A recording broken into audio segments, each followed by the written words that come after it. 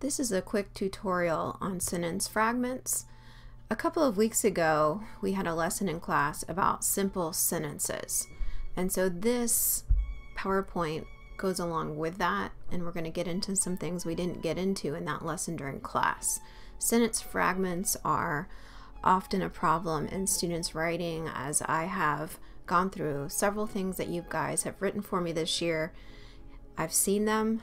Even though we haven't written a formal essay yet, that'll be coming soon, we have had several assignments mainly on Moodle with forums, questions from the Ray Bradbury article, and as I've read through those pieces of writing that you all have done for me, I've noticed fragments in several writers' pieces. So we're going to review this. You should know this already, but we're going to go ahead and review this today. So, sentence fragment.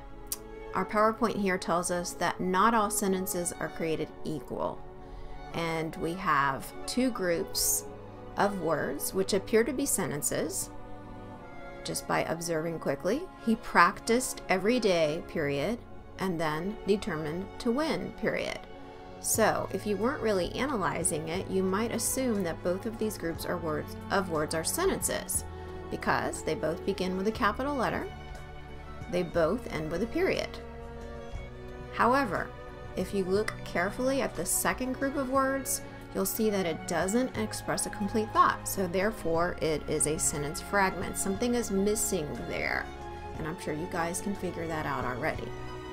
So, a sentence fragment does not have all the basic parts of a complete sentence. So there's a picture on the right here of somebody putting a puzzle together, and one of those pieces is missing.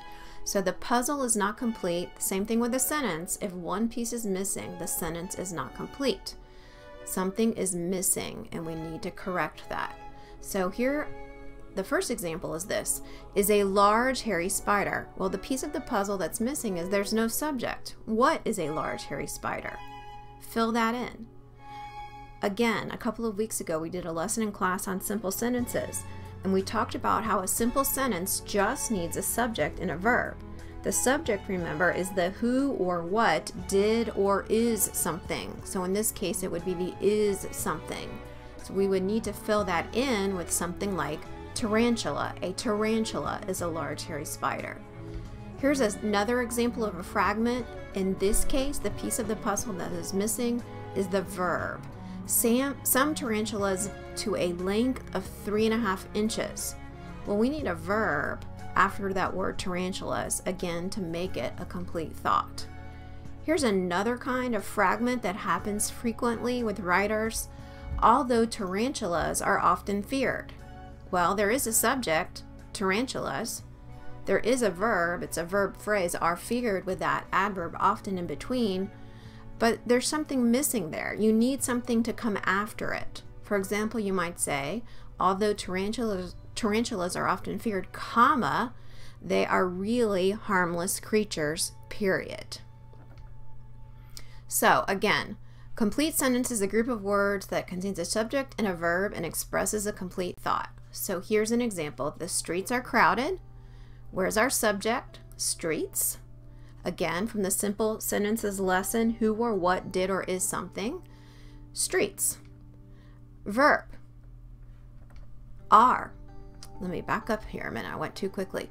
Are. Crowded is going to be an adjective in this case, modifying streets. Are is the verb. Streets are.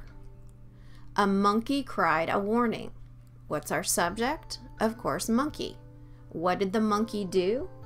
Second question for the simple sentence test was, what did they do or what are they? Well, what did the monkey do? He cried. So monkey cried would be a perfect example of a simple sentence. Remember, I gave you guys the simple sentence challenge to get extra credit and turn into word simple sentences. Nobody's done that yet so far. All right, moving on. Here are some other tests you can use to identify whether or not a group of words is a fragment or not. First of all, similar to the simple sentence test, does the group of words have a subject? Second, of course, does it have a verb? Again, just like the simple sentences we talked about in class. Thirdly, you need to ask yourself, does it express a complete thought? So, You ask yourself these 3 questions. If the answer to any of these questions is no, then a fragment is the result, and you need to fix it, you need to edit it, you need to revise it. So here we have a tip from another grammar expert. His name is Ray Noguchi. He's actually a professor of English out in California, and he's written several texts about teaching grammar.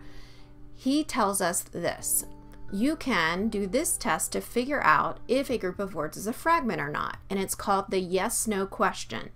So you're going to take the word group that you're looking at, and you're going to turn it into a question that starts with did. Did blank. So take the group of words and put it into the blank, and if that question makes sense, then it's a complete sentence. If it doesn't make sense, if it sounds odd or unusual, then most likely it is a fragment. So, for example, we have this group of words. The neighbor's dog howled. We're not sure if it's a fragment or not, so we're going to put it into his test frame. And if we say, did the neighbor's dog howl? Yes, that makes sense. There's our clue. Complete sentence, not a fragment. Let's take this next group of words. Left after lunch. We're going to do the same thing and use Professor Noguchi's yes/no question test. Did left after lunch. Of course that doesn't make sense. We're missing the subject, and so it's a fragment. We want to know who left after lunch. So we need to fill that in to make it a complete thought. He gives us another test. This is called the frame test. Plug the group of words into the frame, I know that. Again, if it makes sense, it's a complete sentence. If not, then it's a fragment. So let's take this group of words. She is a friend. So we're going to plug it into that frame. I know that she is a friend. Yes, it makes sense. So it's a complete sentence. Here's another example. Singing a song. Again, plug it into the frame. I know that singing a song. Well, that's not a complete thought. It's a fragment. You need to have something like this. I know that singing a song makes me happy, or something like that. We're missing a piece of the puzzle, going back to that metaphor on one of the first slides. All right, let's look at these examples. The days are getting shorter now. Does the group of words have a subject? Yes, days. Does it have a verb? Yes, are getting. We have that helping verb are and that main verb getting. Does it express a complete thought? Yes, the days are getting shorter now. We're going to stop here for now, and then Thursday night I'm going to have you watch another tutorial where we're going to look at different types of fragments, name them specifically, and then talk about how to fix certain types of fragments. So now you need to complete the short little exercise that I have for you on Moodle.